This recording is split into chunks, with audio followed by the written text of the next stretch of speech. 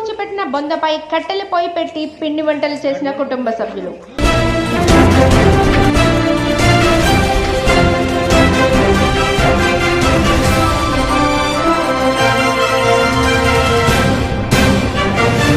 వివాహితను హతమార్చి గొయ్యి తీసి పూడ్చిపెట్టిన భర్త, అత్త, మామ, ఆడపడుచు. శవాన్ని పూడ్చిపెట్టిన బొందపై కట్టెలు పొయ్యి పెట్టి పిండి వంటలు చేసిన కుటుంబ సభ్యులు.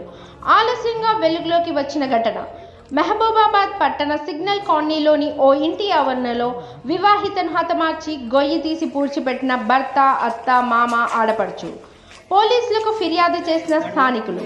పోలీసులు సంఘటనా స్థలానికి చేరుకొని పాతిపెట్టిన చోట తవ్వగా బయటపడ్డ మృతదేహం. ఇంటికి తాళం వేసి పరారైన మృతురాలి భర్త, అత్త, మామ, ఆడపడుచు. కాటి లక్ష్మి అత్త, కాటి రాములు మామ, దుర్గా ఆడపడుచు. ఆడపడుచు భర్త మహేందర్, గోపి. చనిపోయిన మహిళ భర్త. చనిపోయిన మహిళ నాగమణికి 2 కుమారులు.